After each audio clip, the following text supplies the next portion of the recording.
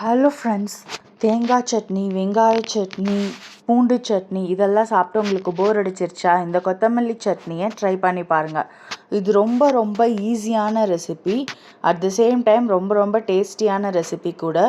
இதுக்கு தேவையான பொருள் என்னென்ன அப்படின்னு பார்த்தீங்கன்னா, கடலைப்பருப்பு, உளுந்தம்பருப்பு, வெங்காயம், தக்காளி, தேங்காய், புளி, பச்சை மிளகா 2, வரமிளகா 2, பூண்டு ஒரு 4 பல், அப்புறமா கொத்தமல்லி தழை ஒரு கட்டு கொத்தமல்லி தழையை நான் கழுவி கட் பண்ணி வச்சுருக்கேன்.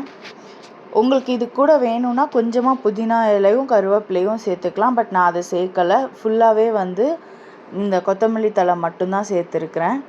இதில் நம்ம 2 ஸ்பூன் உளுந்து எடுத்துக்கிட்டோம் அப்படின்னா 1.5 ஸ்பூன் கடலைப்பருப்பு எடுத்துக்கணும். கொஞ்சமாக எண்ணெய் ஊற்றிட்டு அந்த எண்ணெயில் வடை சட்டி காஞ்சதுக்கப்புறம் எண்ணெய் ஊற்றினதுக்கப்புறம் இந்த கடலைப்பருப்பையும் உளுந்தம்பருப்பையும் நம்ம போட்டு வறுத்துக்கிறோம். இது நல்லா ஓரளவுக்கு ஒரு பொன்னிறம் வர ஸ்டேஜில் தான் நம்ம அடுத்தடுத்த இன்க்ரீடியன்ட்ஸை இதில் ஆட் பண்ணணும்.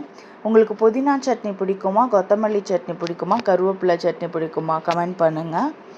அப்புறமா நம்ம இது கடலைப்பருப்பு உளுந்தம்பருப்பு வறுபட்டதுக்கப்புறமா பூண்டு, இஞ்சி, வெங்காயம் இதெல்லாம் இதில் ஆட் பண்ணிக்கிறேன்.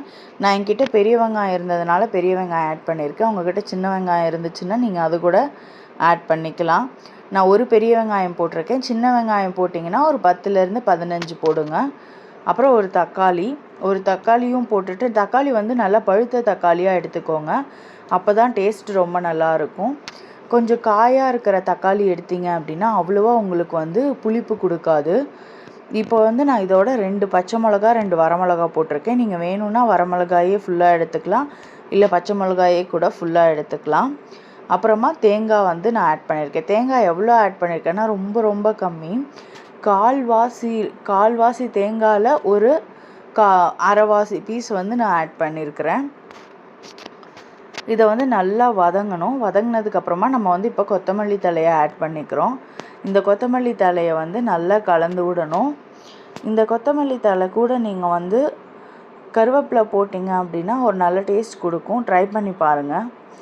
அதுக்கப்புறமா நம்ம நல்லா மிக்ஸ் பண்ணிட்டோம். இது நல்லா வதங்கினதுக்கப்புறம் ஆற விட்டுட்டு சட்னி அரைக்கணும். இவ்வளோ ஈஸியான சட்னி, அவ்வளோதான் நம்மளோட ப்ராசஸ். இதில் கொஞ்சம் உப்பு சேர்த்துக்கிறேன். உப்பு சேர்த்துட்டு நல்லா ஆறுனதுக்கப்புறமா இதை மிக்ஸி ஜாரில் போட்டு மைய அரைச்சி எடுத்துக்கிறேன்.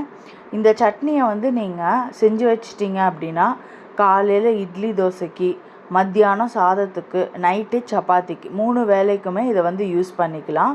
உங்களுக்கு வேலையுமே ரொம்ப சிம்பிள். இப்போ நீங்கள் ஏதாவது ஃபங்க்ஷனுக்கு போகிறீங்க அப்படின்னா இந்த மாதிரி ஏதாவது ஒரு சட்னி செஞ்சு வச்சுட்டு போயிட்டீங்க அப்படின்னா உங்களுக்கு சாப்பிட்றதுக்கு கூட ரொம்பவே யூஸ்ஃபுல்லாக இருக்கும். Thank you friends. தேங்க்ஸ் ஃபார் வாட்சிங் மை வீடியோ.